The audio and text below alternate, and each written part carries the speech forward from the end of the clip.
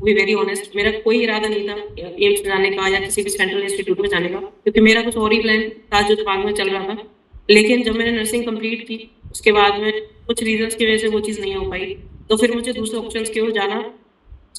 इसमें मैंने देखा, मुझे मेरे कुछ कलीग्स ने, मेरे फ्रेंड्स ने मुझे बताया कि ऑसेट एग्जाम होता है, एग्जाम होता है, तो इसमें काफ़ी अच्छी सैलरी भी होती है, इज्जत भी होती है। तो मैंने बहुत सारे स्टूडेंट्स का, बहुत सारे जो आज नर्सिंग ऑफिसर बन चुके हैं, उनके इंटरव्यूज देखे, उन्होंने बताया कि टीएनसी ले लो, टीएनसी इज बेस्ट बिकॉज वो आपको हर चीज़ प्रोवाइड करते हैं। वो लेवल के क्वेश्चन प्रोवाइड करते हैं जो नॉर्सेट में सच में आते हैं। तो कुछ डिफरेंस नहीं फील होता, जो जब आप टीएनसी का दे रहे हो और जब नॉर्सेट दे रहे हो, तो कुछ डिफरेंस फील नहीं होगा कि ये कुछ नॉर्सेट है, कुछ अलग ही एग्जाम है। You will feel the same. ये तो सही सवाल है जो वो कर चुके हैं। तो तब मैंने टीएनसी का सब्सक्रिप्शन लिया।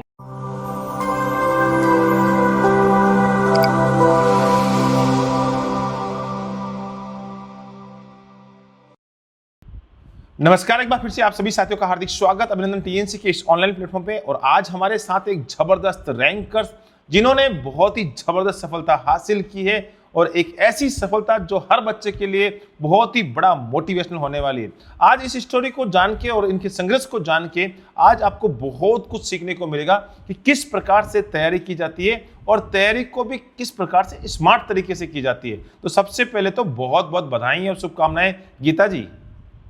Thank you sir, thank you so much. कैसा लग रहा है? एक बहुत बड़ा आंकड़ा आपने हासिल किया है, 244 रैंक। सर बहुत ही अनएक्सपेक्टेड है, मैंने इतना एक्सपेक्ट किया नहीं था, लेकिन बहुत अच्छा लग रहा है सर, क्योंकि जितना भी हार्डवर्क अब तक किया है वो सारा उसने पे किया मुझे सर। सबसे बहुत अच्छा लग रहा है सर। बिल्कुल, और हमेशा हर बच्चा जो हार्डवर्क करता है उसको भगवान कहीं ना कहीं 100% पे करता है, अच्छी रैंक के साथ करता है। और आज वो आपकी चेहरे की खुशी बता रहा है कि हाँ, आज बहुत बढ़िया रैंक आई है, और वो चेहरे पे दिख भी रहा है। बहुत बढ़िया। चलो, आज आपसे बहुत सारे सवाल जानना की कोशिश करेंगे जो बच्चे लगातार हमसे पूछते हैं, उनके मन में रहता है कि टॉपर्स किस प्रकार से पढ़ता है, क्योंकि जब टॉपर्स जब बात करता है तो उसके बहुत सारी चीजें निकल के बाहर आती है। आज हम आपसे उन बच्चों के क्वेश्चंस लेना चाहते हैं जो बच्चा इस समय आपके इस इंटरव्यू को देख पा रहा है। तो सबसे पहले इस इंटरव्यू की जो शुरुआत करते हैं वो आपके अपने इंट्रोडक्शन से। Hi everyone, myself Geeta Kumari and I have secured all India rank 244 in NORCET 10 from Mathura, and मैंने अपनी जो नर्सिंग है वो जयपुर से कंप्लीट की हुई है। मैंने अपनी प्रिपरेशन स्टार्ट की थी 2025 में, मई 2025 में टीएनसी से जुड़ी, and then after with practice आज मैं NORCET 10 क्लियर करके आपके सामने बैठी। बहुत ही बढ़िया। आपने देखिए, सबसे बड़ी बात है, मैं आज ये बता देना चाहता हूँ कि ये मथुरा से आते हैं, श्री कृष्ण की धरती से आते हैं, श्री राधा जो हैं उनकी धरती से आते हैं। राधे राधे जपते रहो और रैंक ऐसे ही लाते रहो। बहुत ही बड़ी बात आपने, बहुत अच्छी, जहाँ पे हर एक बंदा जाना चाहता है। और आपने जो नर्सिंग की है वो राजस्थान से की है, और इससे आपने यहाँ पे जो अच्छी रैंक को हासिल किया है। सबसे पहले एक मेरा सबसे पहला सवाल, वो बच्चा जानना चाहता है कि क्या स्ट्रेटजी थी, कैसे इतनी अच्छी रैंक तक पहुंचे, कैसे आपने अपनी जो प्लानिंग को बनाया, वो सारी प्लानिंग यहाँ पे शेयर करें। सर स्ट्रेटजी बहुत सिंपल थी, पहले थ्योरी कंप्लीट करें, फिर उसका रिवीजन करें, एंड जितना मैक्सिमम एमसीक्यू प्रैक्टिस हो सकती है वो करें। क्योंकि सर अगर मैंने थ्योरी कंप्लीट कर लिया, मेरा रिवीजन प्रॉपर है, लेकिन मैंने उसको अभी एमसीक्यू में अप्लाई नहीं किया है, मुझे नहीं आता क्वेश्चन को समझना, उसमें अप्लाई करना, कौन सा कॉन्सेप्ट लगाना, क्योंकि काफ़ी सारे ऑप्शन बहुत सिमिलर होते हैं और सारे ही सही लग रहे होते हैं। तो उस टाइम पर जो हमने थ्योरी कंप्लीट की है, जो हमारा रिवीजन है, वो हमें हेल्प करता है उस क्वेश्चन को सॉल्व करने में। हमारी एमसीक्यू प्रैक्टिस हमें हेल्प करती है कम टाइम फ्रेम में उस क्वेश्चन को सॉल्व करने में। सर यही स्ट्रेटजी है सबसे बेस्ट। बिल्कुल, बहुत ही अच्छी स्ट्रेटजी आपने दी है कि लर्निंग कीजिए, थ्योरी को अच्छे से कीजिए, उसके बाद रिवीजन कीजिए, उसके बाद ज़्यादा से ज़्यादा प्रैक्टिस कीजिए। एलआरपी फॉर्मूला है, मैं हर बच्चों को ये बताता रहता हूँ कि इससे बड़ा कोई स्ट्रेटजी नहीं होता है, और ये स्ट्रेटजी आपने इस्तेमाल की थी और इसी वजह से आज आप एक अच्छे रैंकर्स बन के बैठे हैं। बहुत अच्छी स्ट्रेटजी है, मैं हर बच्चों को रिकमेंड करना चाहता हूँ। जितना आपने थ्योरी पढ़ा है उससे ज़्यादा रिवीजन कीजिए, और जितना ज़्यादा आप रिवीजन कर रहे हैं उससे ज़्यादा प्रैक्टिस कीजिए।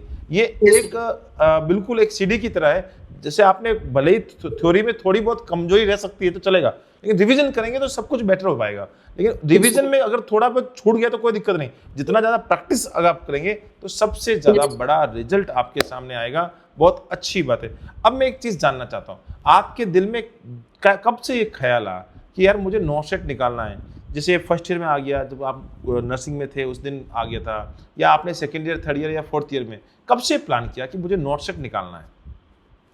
सर मुझे नॉर्सेट निकालना था, ये मेरी स्टार्टिंग से तो बिल्कुल भी प्लानिंग नहीं थी, टू बी वेरी ऑनेस्ट। मेरा कोई इरादा नहीं था एम्स में जाने का या किसी भी सेंट्रल इंस्टीट्यूट में जाने का, क्योंकि मेरा कुछ और ही प्लान था जो दिमाग में चल रहा था।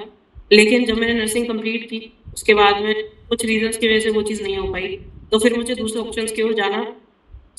इसमें मैंने देखा, मुझे मेरे कुछ कलीग्स ने, मेरे फ्रेंड्स ने मुझे बताया कि नॉर्सेट एग्जाम होता है, में एग्जाम होता है, तो इसमें काफ़ी अच्छी सैलरी भी होती है, इज्जत भी होती है, टॉप इंस्टीट्यूट्स मिलते हैं जो इंडिया के मेडिकल टॉप इंस्टीट्यूट्स हैं। तो सर तब मुझे इस बारे में पता चला, तब तक लेकिन जनवरी आ चुकी थी 2025 की।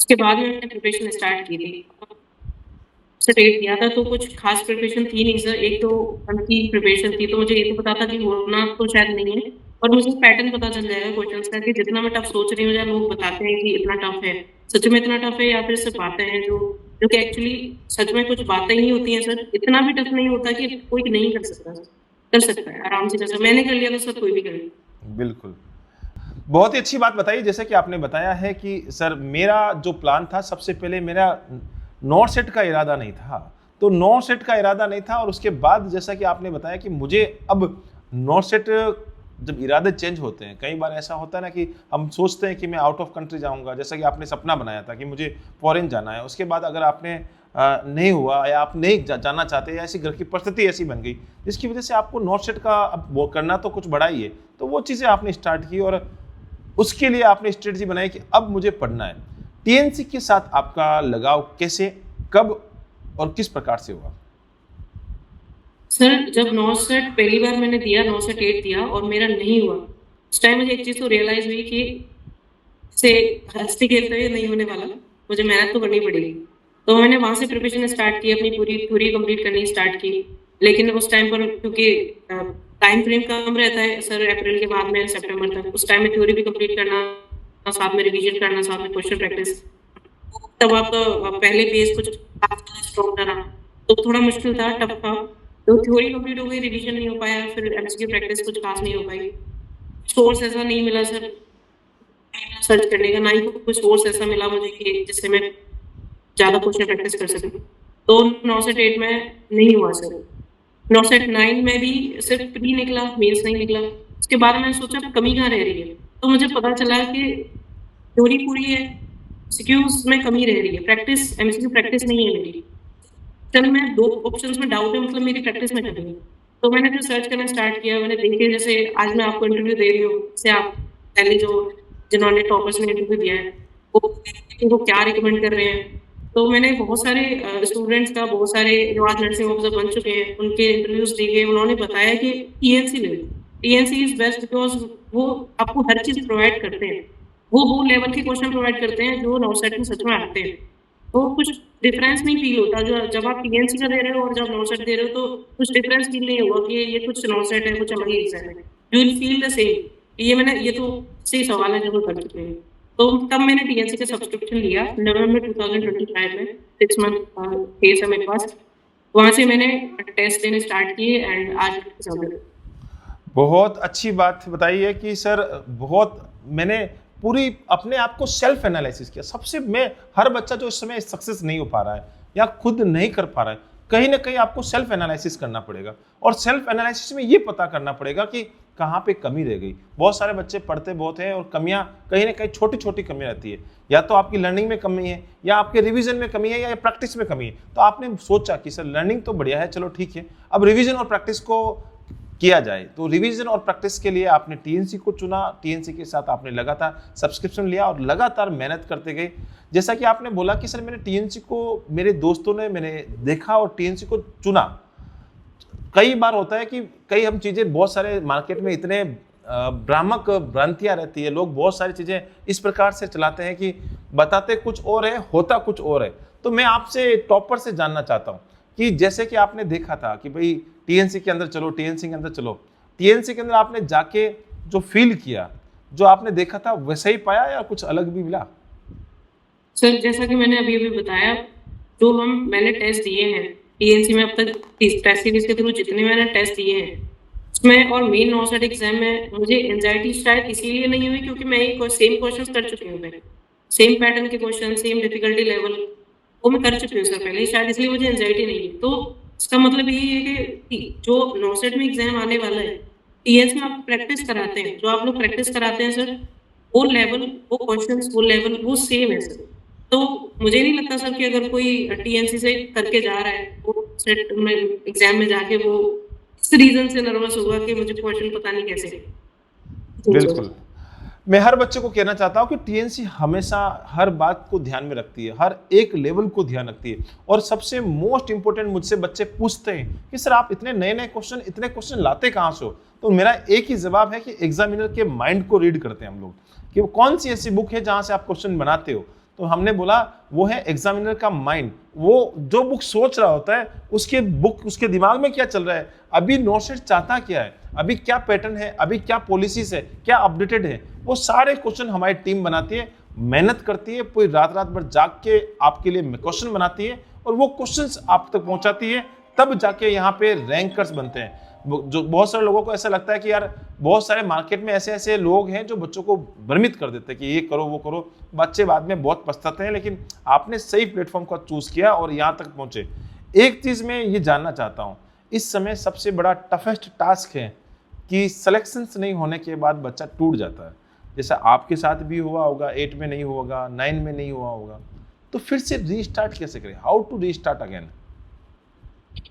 सर जब हमारा सिलेक्शन नहीं होता, चाहे वो प्री में ना हो, चाहे वो खासतौर पर मेंस में, क्योंकि इतना पास आकर बिल्कुल ऐसा फील आता है जैसे किसी ने मैं दरवाजे से लौटा दिया हो कि नहीं आप जाए हो सर, वो सबसे ज्यादा डिफिकल्ट होता है। और उसके बाद मूव ऑन करना सबसे बेस्ट पार्ट सर, मुझे जो मेरे लिए काम किया, क्योंकि मैंने भी, मेरा जब मेंस नहीं हुआ था 9 में, तो मुझे भी सेम फीलिंग लग रही थी कि पता नहीं कमी कहाँ रह गई, कैसे कैसे नहीं हुआ, इतनी इतनी ज्यादा मेरी 8000 कुछ रैंक आई थी सर। तो वो रैंक भी इतनी ज्यादा थी कि पता नहीं, समझ नहीं आ रहा था कि ये है क्या, कि मैं कैसे प्रोसेस कैसे करूँ इसको, मैं कैसे स्टार्ट करूँ, क्योंकि अभी बहुत लंबा टाइम हो जाएगा, अभी तो 6 महीने हो जाएंगे, अप्रैल में जाके होगा, उस टाइम पे बहुत लंबा समय लग रहा था सर।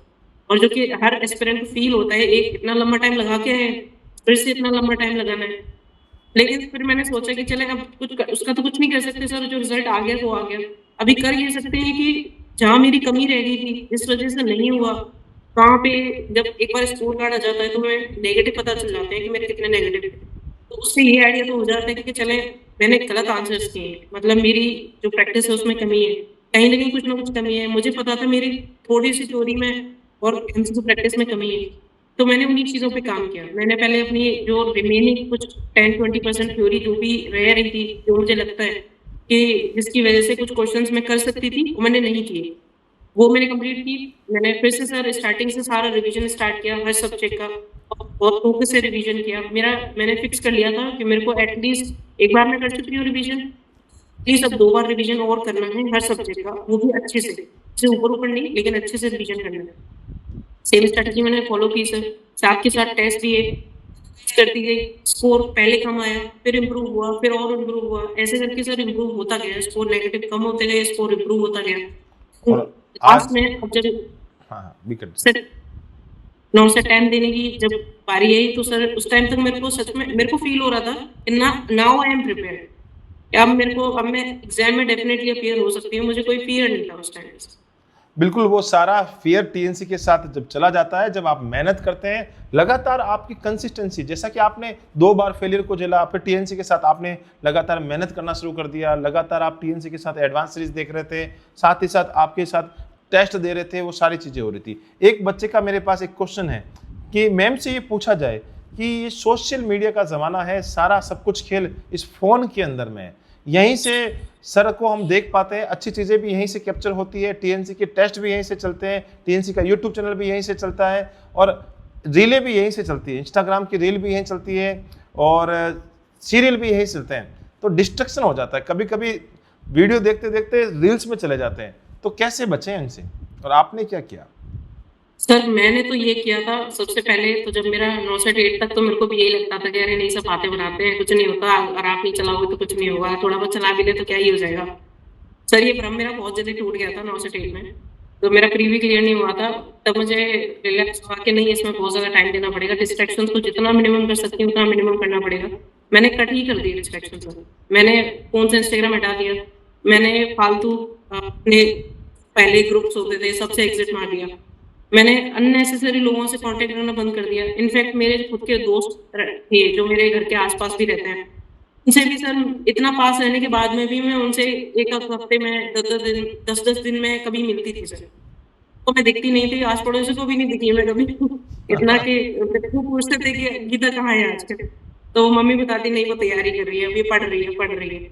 सर वो जो हमें ये जो इतना करने का कॉन्फिडेंस आता है, इतना मैं जो फील होता है कि मुझे करना चाहिए, डिस्ट्रैक्शंस जब आप हटाने पे आओगे ना तो आप सब कुछ हटा दो। बहुत अननेसेसरी डिस्ट्रैक्शंस होते हैं सर, सिर्फ 6 महीने की टाइम ड्यूरेशन की बात होती है। अगर आप एक बार नहीं सोशल मीडिया को हटा दोगे, वहां से गायब हो जाओगे, 6 मंथ बाद जब आप अपना स्टेटस अपलोड करोगे that now you are nursing officer, तो सबको वैसे भी झटका लगना है। तो क्यों ना आप उतना पहले मेहनत कर लो, वेस्ट कर रहे हो, इन्वेस्ट नहीं कर रहे हो, आप उसकी जगह पढ़ लोगे तो वो इन्वेस्ट हो जाएगा। आप वेस्ट कर लो चाहे इन्वेस्ट कर लो। बिल्कुल, आप या तो टाइम वेस्ट कर लो या टाइम इन्वेस्ट कर लो, टाइम को वेस्ट सर नहीं करना है, इन्वेस्ट ही करना है, तो वो सारी चीज़ें होती है। एक कुछ बच्चों का रहता है कि सर अब हमारे सामने यूट्यूब जब हम खोलते हैं, तो यूट्यूब में बहुत सारी क्लासें हमें दिखती है, बहुत सारे टीचर्स हमें दिखते हैं, तो हम कैसे, कि हम जो यूट्यूब की जो शॉपिंग, बहुत सारे बच्चे यूट्यूब की शॉपिंग करते हैं, आज यहाँ वहाँ वहाँ, तो उस तरह से आपके सामने भी आया होगा, तो कैसे बचाया यस उसको सर। आपने? सर इस चीज से तो बिल्कुल बचना चाहिए, क्योंकि इससे हम कहीं के नहीं रहते। अगर हम 10 जगहों से कंटेंट देखेंगे, 10 जगहों, क्योंकि सबका तरीका अलग है, क्लास सब सेम रहे हैं, तरीका सबका अलग है। लेकिन सर इस चीज से हमारा बहुत नुकसान होता है। सोर्सेज को थोड़ा लिमिटेड कर लेंगे तो हमारे लिए आसानी होगी। हमें ट्रस्ट तो बनाना पड़ेगा किसी भी एक रिसोर्स के ऊपर, जिसको भी हम यूज कर रहे हैं उसके ऊपर ट्रस्ट बनाए पहले, कि नहीं ये जो पढ़ा रहे हैं ये बेस्ट है। ये तो पता है सर, मैंने खुद अभी सर जो यूट्यूब पर फ्री है, and thank you so much कि वो आपने फ्री कर रखी है, क्योंकि वो पता नहीं सर न जाने कितने हजारों लाखों बच्चों की हेल्प कर रही है। उसमें इतना क्वालिटी कंटेंट है कि मैंने एक वीडियोस बस ऐसे ही देखा था कि मेरे को एक कॉन्सेप्ट कुछ क्लियर करना था, जिसके लिए मैंने वो वीडियो खोला, लेकिन उसके बाद में मैंने सारे वीडियोस देख डाले सर उसके बाद में। तो वो इतना ज्यादा इफेक्टिव था मेरे लिए, तो मैंने हर जगह स्विच नहीं किया कि मैंने अभी इसका देख लिया फिर उसका देख लिया, ऐसा नहीं किया सर मैंने कभी। तो इस बिल्कुल। चीज से तो हर एस्पिरेंट को बचना चाहिए कि आप 10 जगह से हर चीज को देख रहे हो। सेम कॉन्सेप्ट को 10 बार देखने से कोई मतलब नहीं है, आपने एक बार देख लिया, आपके समझ आ गया, आपने लिख लिया, उसको रिवाइज कर लो। ये आपको जो लगता है कि जो बेस्ट पढ़ा रहे हैं, जो टीचर सच में आपको जिस लैंग्वेज में आपको पढ़ना चाहिए वो पढ़ा रहे हैं, अच्छे से पढ़ा रहे हैं, वहां पे आप पढ़ें, बट सोर्स लिमिटेड रखें, दैट सबसे बेस्ट है सर, मेरे को यही लगता है। ओके, आपका सोर्स, बिल्कुल आपने बताया कि सोर्स लिमिटेड रखें, और आप, मेरा सोर्स टीएनसी रहा है, और ये बहुत ही अच्छी बात बताइए टीएनसी की। आपने हर बच्चों को एडवांस सीरीज रिकमेंडेड की, कि मैंने एक टॉपिक के लिए उसको चूज किया था, लेकिन मैंने पूरी देख डाली हाँ एडवांस सर। जो, और अभी टीएनसी उसी उसी को और एडवांस में लेके आ गई है। Advance high yield MCQ revision batch लेके आ चुकी है, जो बच्चे रिपीटेटर्स हैं उनके लिए बहुत बड़ा हेल्पफुल रहने वाला है। साथ ही साथ हमने advance live unique batch 1-to-1 instruction concept start किया है, जैसे आमने सामने बैठ के हम बात कर सकते हैं। ये टीएनसी जो भी काम कर रही है वो क्वालिटी बेसिस पे काम करती है, और आपने उसमें टीएनसी पे भरोसा जताया, उसके लिए बहुत बहुत धन्यवाद। बहुत अच्छी बातें आपने बताई है और बहुत सारी चीज़ें आपने बताई है। मैं अब आपसे एक सवाल जानना चाहता हूँ कि बच्चा पूछ रहा है कि टॉपर्स कितने घंटे पढ़ाई करता था? सर पढ़ाई का, टॉपर का कोई ऐसा सच लेना देना नहीं होता, हमें पता होता है कि हमारा फोकस कितनी देर का है। मैं अपनी बता रही हूँ, जब मैं एक बार बैठती हूँ पढ़ने के लिए माइंडसेट बना के कि नहीं चलो अब मेरे को पढ़ना है, तो मैं एक बार, मेरी एक बार की सेटिंग सर एटलीस्ट 3 आवर्स की होती ही होती है। और वो 3 घंटे मेरे को ऐसे महसूस नहीं होते कि बीच में मुझे उठना पड़ा। वो उतना फोकस बनाने के लिए थोड़ा थोड़ा सा टाइम लगता है सर। आप कुछ दिन कोशिश करेंगे, आपको बहुत सारे डिस्ट्रैक्शंस आएंगे बीच में, दिमाग नहीं लगेगा पढ़ाई में, लेकिन आप बैठो, फिर बॉडी अडेप्ट कर लेगी उस चीज को, आपका दिमाग कड़क, तो वो होता जाएगा सर। सेटिंग बनाओ आप अपनी पहले, और फिर देखो आप कितने घंटे पढ़ सकते हो, जितना आपका दिमाग अलाउ करता है, जितना, जब आपको लगे ना कि नहीं अब मैं पढ़ तो रहा हूँ लेकिन दिमाग से ऊपर से जा रहा है, उसमें दिखाने के लिए बना, तो वो मत करो। जितनी देर बैठ के फोकस से दिमाग में जितनी देर जा रहा हो, चाहे वो आप दिन में पढ़ो, रात में पढ़ो, कभी भी पढ़ो, तो बस उतनी देर पढ़ो। ऐसा कुछ फिक्स नहीं है कि नहीं नहीं इतने, तो अभी ऐसा भी नहीं है कि 2-3 घंटे पढ़ने से हो जाएगा, तो टाइम तो प्रॉपर देना पड़ेगा आपको। को आवर्स देने हैं तो आप डिवाइड कर लें, 4 दिन में दे दें, 4 रात में दे दें, ऐसे डिवाइड कर लें, एक साथ नहीं बैठ सकते, करेक्ट। ऐसे नहीं, बहुत ही लेकिन टाइम ड्यूरेशन फिक्स है। कोई टाइम ड्यूरेशन फिक्स नहीं होता, टाइम ड्यूरेशन आपको खुद को बनाना पड़ता है, खुद की स्ट्रेटजी खुद को बनानी पड़ती है। साथ ही साथ सबसे इंपॉर्टेंट बात बताइए कि जब तक पढ़ो, जब तक आपका दिल करता है, और जब सर से ऊपर जाने लगे तब आप छोड़ो। और पढ़ना तो पड़ेगा, सीधी सी बात है, सबसे बड़ा आंसर है पढ़ना तो पड़ेगा। आप ओवर्स बेसिस पे अगर ऐसे कैलकुलेशन लगा रहे हो, इसका मतलब गलत कर रहे हो। सबसे इंपॉर्टेंट बात जो आपने बहुत अच्छी बात बच्चों को बताई है कि घड़ी देख के आपको नहीं पढ़ना है, आपको ये इस तरीके से रखना है कि भाई क्या टाइम हो रहा है क्या नहीं हो रहा है, वो घड़ी को बाहर ले जाके रख दो। बस ये सोचो कि मैं अभी पढ़ने बैठा हूं, मुझे पढ़ना है, जब मेरा मन नहीं करेगा, मैं पढ़ के थक जाऊंगा, तब मैं जाके सो जाऊंगा, तब आपको पता ही नहीं लगेगा मेरे सर, सॉरी टू इंटरप्ट, मेरे रूम में घड़ी भी नहीं है, मैंने हटा दी सब। ये सही किया है, बहुत अच्छी बात भी है। और मैंने भी यही सेम चीजें, मेरे रूम के अंदर भी कोई घड़ी नहीं है, मैं घड़ी देख के काम नहीं करता, क्योंकि घड़ी देख के आप काम करोगे तो 20 मिनट में आपको लगेगा कि यार बहुत हो गई, या 1 घंटे बाद, 2 घंटे, 3 घंटे बाद आपको ऐसा लगता है कि यार आज बहुत कर लिया, 15 मिनट घुमाता हूँ। जब तक काम करो, जब तक आपको लगता है कि हाँ नहीं मुझे सफलता नहीं मिल जाती, या मुझे, जब तक आपकी एफिशिएंसी है तब तक आप पढ़ते रहो। लास्ट में मेरा एक सवाल जो मैं हर बच्चे से हमेशा पूछता रहता हूँ, कि बच्चे लास्ट में आपसे जानना चाहते हैं एक ऐसा मूल मंत्र, एक ऐसा फाइनल स्टेटमेंट जिससे हर बच्चा गीता की तरह बहुत बड़ा रैंकर्स बने। उन जूनियर्स को क्या सजेशन देना चाहेंगी जो बच्चे इस समय पढ़ाई कर रहे हैं? सजेशन सर यही है कि अपनी पहले अपनी थ्योरी के ऊपर काम करें, 10 सोर्सेज से बचें, हर जगह से उससे कुछ भी नहीं होने वाला। एक सोर्स बनाएं, वहां से पढ़ें, उसके बाद में उसका जितना जो भी आपने थ्योरी कंप्लीट किया उसका रिवीजन प्रॉपर रखें। जो आप करेंगे वो आपके एग्जाम तक जाएगा। 10 जगह यूट्यूब देख भले लें, मान लें आप किसी का यूट्यूब देख रहे हैं, आपने 1 घंटे का अपना, उसमें से हो सकता है 1-2 सवाल आ जाए, लेकिन आप ये सोचो उस 1 घंटे में आप खुद पढ़ते तो एटलीस्ट 50+ क्वेश्चन सॉल्व कर सकते थे, और उन 50+ में से ज्यादा से ज्यादा क्वेश्चन आते हैं, वो ज्यादा मैटर करता है। तो आपको अपना टाइम बहुत सोच समझ के इन्वेस्ट करना है कि मैं टाइम लगा पा रहा हूँ।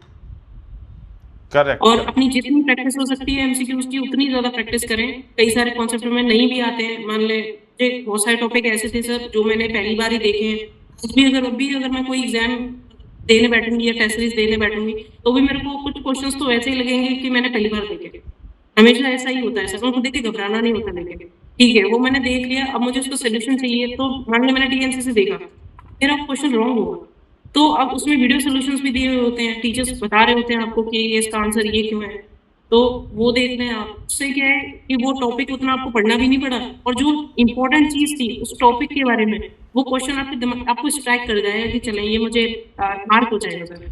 नेक्स्ट टाइम जब आप उसको देखोगे तो वो आपको नया नहीं लगेगा। बिल्कुल, बहुत अच्छी बातें आपने बताई है। लास्ट उन बच्चों के लिए जो बच्चे इस समय तैयारी कर रहे हैं, एक सोर्स को देखो, ऑथेंटिक सोर्स को देखो, क्वालिटी कंटेंट को देखो। बहुत सारे लोग होते हैं जिनके पास क्वालिटी कंटेंट नहीं होता, बहुत सारे यूट्यूब में ऐसे लोग होते हैं बस यूट्यूब लेके आ जाते हैं, खुद का सिलेक्शन भी अगर नहीं हुआ, जिन्होंने एम्स के दरवाजे नहीं देखे हैं, वो लोग यूट्यूब पे लगातार पढ़ा रहे होते हैं। वो उनको देखो, सबका अलग अलग नजरिया है, हम किसी के बारे में कटाक्ष नहीं करना चाहते, लेकिन आपको अपना सोर्स ढूंढना पड़ेगा। जैसे कि इन्होंने टीएनसी बनाया, बहुत सारे बच्चे जो है क्वालिटी कंटेंट पे रहते हैं वो टीएनसी के साथ रहते हैं, क्योंकि टीएनसी चाहे यूट्यूब हो, चाहे कोर्स हो, चाहे कहीं पे भी हो, टेस्ट सीरीज हो, हमारा सबसे मेन मोटो होता है कि क्वालिटी कंटेंट को देना बच्चे के हर 1 मिनट को, चाहे वो 1 मिनट भी दे रहा है, चाहे वो यूट्यूब पे दे रहा है, चाहे टेस्ट सीरीज में दे रहा है, चाहे वो कोर्स में दे रहा है, तो सब कहीं पे भी अपना वो समय दे रहा है, उसको बस क्वालिटी मिलनी चाहिए। यही एक टीएनसी का सबसे मेन मोटो रहा है। इसी के बेस पे हमारा टेस्ट सीरीज चलता है, इसी के बेस पे हमारा high yield MCQ revision batch चल रहा है, इसी के बेस पे हमने थ्योरी कोर्स को रिलीज किया जो कि लाइव कंटिन्यूसली चल रहा है। तो बहुत बहुत धन्यवाद, आपने बॉस इस इंटरव्यू में बहुत सारी चीजें बताई और बहुत सारे सजेशंस और बहुत सारे बच्चों के काम की बातें बताई, उसके लिए बहुत बहुत धन्यवाद। आप ऐसे अपना नाम, साथ ही साथ अपने माता पिता का नाम, जिस धरती से आते हैं उस धरती का नाम और साथ ही साथ जितने भी गुरुजन हैं जिन्होंने आपको पढ़ाया है और इस रैंक तक लाने में आपको मदद की है, उन सारे के सारे गुरुजन का नाम और साथ ही साथ टीएनसी का नाम हमेशा रोशन करते रहे। जय हिंद, जय भारत, वंदे मातरम। Thank you so much. Thank you sir.